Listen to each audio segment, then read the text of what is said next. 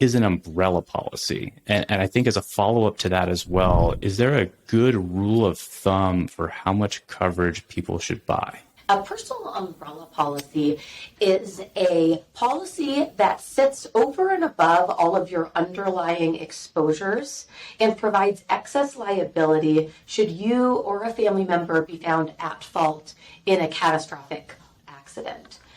So I'll give you some examples. When you're thinking of your property and casualty insurance, your home, your auto, watercraft, young drivers on your policies, all of these policies are going to have a limit of liability. Typically $300,000 or $500,000 is what we commonly see on a homeowner's or auto policy. Well, what an umbrella policy does is it sits over and above. So actually think about it as an umbrella going over above all of your exposures, right? And so if you add a jet ski, that would be extended as well, right? And so any of your personal assets you want to be protected by this umbrella.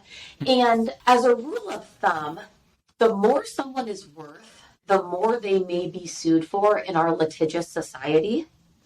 And what we want to be considering when we're looking at the right amount of coverage is really, if someone Googles you, what would they potentially find? Interesting. And how much is going to be enough to get a personal injury attorney to settle rather than risking a lengthy court battle where your assets could be exposed? So I'll give you a few examples. I think it really helps to kind of break it down to some examples.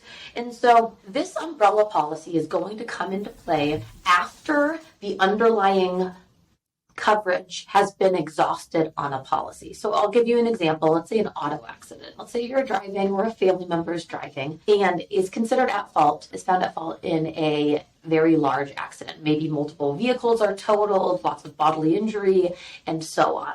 Well, the first step is going to be your auto policy, right? And the liability component on that auto policy is going to pay for damage to others. Well, oftentimes that's not enough to get a claim to settle, right? And so if you have $500,000 of liability, but one person has a severe injury, let's say they're paralyzed, right? Or there's a brain injury. Sure. A couple high value vehicles are totaled, right?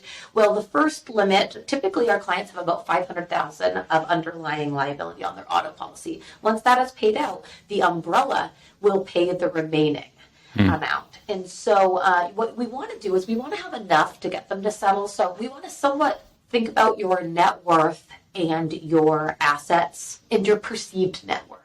So somebody who sells a company might be perceived as even having a higher net worth than they have, right? Or your property is also going to be something that is public record, right? And so if you own lots of homes, those are other things that you want to protect. So it's just a really great tool to protect your assets and your net worth in the event of a tragic accident. Another example that I like to mention is, auto is a common one that people would think about, but your homeowner's liability actually follows you worldwide. And when I say you, a homeowner's insurance contract defines an insured, and that does include all of your family members. Your household members are included for coverage. Okay. And so let's say you and your family are on vacation and you fly to Aspen and you're skiing. Yeah. Well, one of your children decides to go in backcountry and has an accident. Let's say they injure someone who's maybe a child and they're tragically injured while they're, skiing, and it's an accident, but, accidents happen.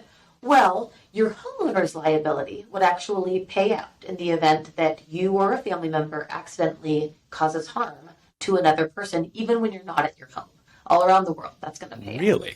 It does, yeah. And Interesting. also don't know that. So sometimes if someone doesn't own a home and they're renting, they're like, oh, I don't care about my contents. I don't need renter's insurance. Well, it's not about the contents that's most important. It's the liability component that is most important. So yeah, that is interesting. And another one could be like if you're golfing and you accidentally hit someone in the head with a golf ball and they have a brain injury. Any kind of mishap that can happen, we want to make sure you're protected from a lawsuit. Yeah, with my golf swing, that's probably going to happen. So that makes a lot of sense. No, the car accident example is the one I oftentimes use with clients because it just seems more real and more possible. But I wasn't aware. I actually was not aware of that with our homeowners insurance policies. That's really, really good to know. Okay. So this, to just reiterate, this umbrella policy sits over all of your underlying individual policies to provide supplemental or secondary coverage in the event of I'm held to be liable in certain types of accidents.